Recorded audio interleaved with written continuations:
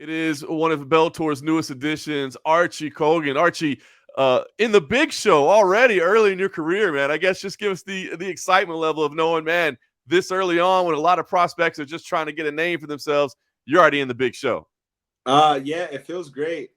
I work really hard in the gym, and I live a disciplined lifestyle. So, I guess I got maybe a little accelerated, but it's not like surprising. I'm very diligent in what I do, and I'm happy to be here. That's awesome, man. We'll talk about your journey here. I mean, obviously, collegiate wrestling. Did you know during that time, like, I'm doing this as a means to go be a mixed martial artist, or did you make that decision after the wrestling career was over? It was after the wrestling career was over. Like, I mean, I've always been a fan since I was like 10 years old, watching the Pride stuff, and but that was just more of like watching a normal kid watching a violent sport who wouldn't like that, And then all the way through high school and through college, I was a fan of MMA. And then one of my friends who were both are fighters now, we're kind of like jokingly saying we would fight. But when I graduated, I had no intentions of fighting. I honestly had no intentions of wrestling anymore. I was just done being an athlete, moved back to Denver, started a job, and that competitive edge, that fire inside was not gone. It was right there, and it was burning, and it was still very hot. And it was kind of God sent the way I ran into my current head coach, and we just started just boxing, just real light stuff, and just for cardio, like no intention of training, no intention of fighting, just a friendship that started. And then, a couple of months of doing that, I was like, you think I could do this MMA thing? And he was like, I think you can. And we just kind of ran with it. That is awesome. What a great. First of all, let me give you respect for saying you were a Pride fan, not just UFC. You're bringing out the hardcore. You were a Pride fan. I love that. I was watching the soccer kicks. I was 10 years old watching soccer kicks and stuff. Showing my dad. My dad's like, what the heck is he watching? Oh, it's so funny, man. You go back and watch that stuff now, you wonder how we liked it. We were like, damn, it's so brutal. I watched UFC one day. Yeah, I watched UFC one day with my wife. She'd never seen it. That first kick right out the bat, kicking the tooth out. And I'm like, how the hell did I like this stuff, man? This is crazy. No, I was watching the other day. I think UFC might have done like a throwback of Vanderlei Silva when he was doing those soccer kicks. And that's how he TKO'd the guy. And I was like watching him. Every time he threw him, I was like, ooh. I was like, damn, you were letting the little 10-year-old watch these. It's crazy. That's amazing. So you run into Trevor Whitman, and I mean, do you feel like right away he sees your natural athleticism and he's trying to maybe, guide you to an MMA career, or did he leave you alone to start with? So actually, Trevor Whitman is not my head coach. I do train over with those guys a lot. But my head coach is his name is Justin Salas. He's a former UFC fighter. He trained under Trevor Whitman when he was a competing athlete, and that's how we met. And obviously, he still has the really close ties with those guys, so I train over there with them quite a bit. But that being said, yes, my coach did see the athleticism. So why I said it was God sent was because he wrestled for the University of Wyoming also when he was in college, right? So he just followed the career, and we were at just like a 24-hour, just a normal weightlifting gym, not a MMA gym, not anything like that, not a boxing gym. And he just started talking to me and was like, hey, you're Archie, and you wrestle at Wyoming, I wrestled at Wyoming, I fought in the UFC. And I was like, hey, can you teach me a little boxing just for cardio? And that's how we started.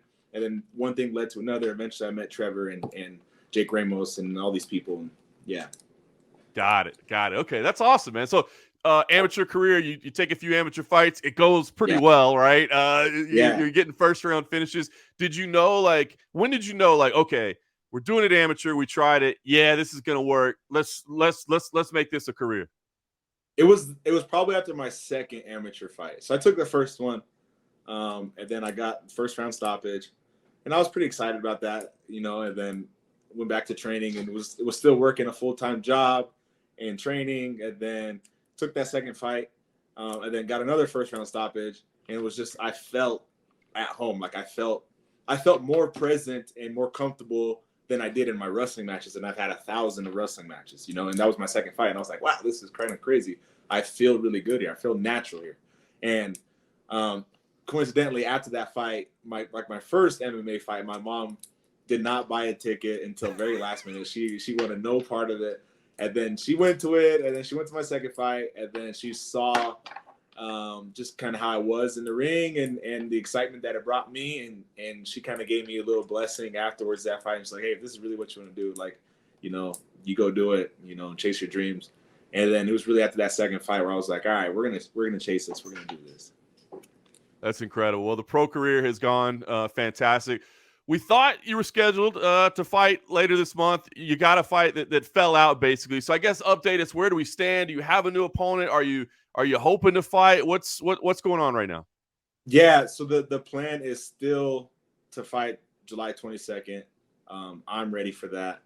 I'm full steam ahead of that. I have not switched gears at all into a different date. So yeah, that's the plan. There's not an exact opponent at the moment. There's a name or two that have been thrown out there. No contract is signed, so you know, I can't say with certainty without, you know, anything. So, but yes, I am planning on fighting July 22nd in Tacoma, Washington, and on my birthday. On your birthday? The fight night is your birthday? Wow, yeah, that's amazing. Congrats on that. I guess, has it proven challenging at all? Like knowing, like not having a name. I mean, you've got a date, so I guess you still know you're preparing for an athletic competition, but is it difficult or challenging, you know, training every day and not knowing who that person will be? It's definitely not ideal, right? I would rather prefer to have this face and this exact body type and style as what it is. But no, I think kind of when you're early on in your career, you just gotta you gotta kind of expect these things to happen. You know, as you get higher up into the stages, it's probably less likely to happen. But obviously, I mean, you see it all the time in Bellator and UFC and ONE FC and stuff that it still happens. But it's less likely at those stages. I'm 4 fights into my pro career, going into 5. I just gotta continue to improve myself, and you know, for the time being, that should be enough to focus on. No question about it. Well, you're, you know, definitely making some noise early in your career. You're getting some attention. I guess, how do you see the career path? I mean, as a fighter, right? I mean, you want people to care about you. You want people to, whether they love you or hate you, you just want them to want to watch, right? So I guess the attention is good, but the attention, I feel like it's also coming with expectations and, you know, how far can you go and how fast can you get there? So what's your kind of chosen career path? I mean, are you like, hey, let's rocket ride this thing right to the top, or is it, you know, I'm still developing, I'm still kind of new at this thing? What's your plan? Yeah, I want to be a world champion, no doubt about it. I train really hard, and I you know, multiple times a day, every single week. You know, my last fight, which was in March for Eagle, I broke my hand in that fight. So I broke my hand on Friday.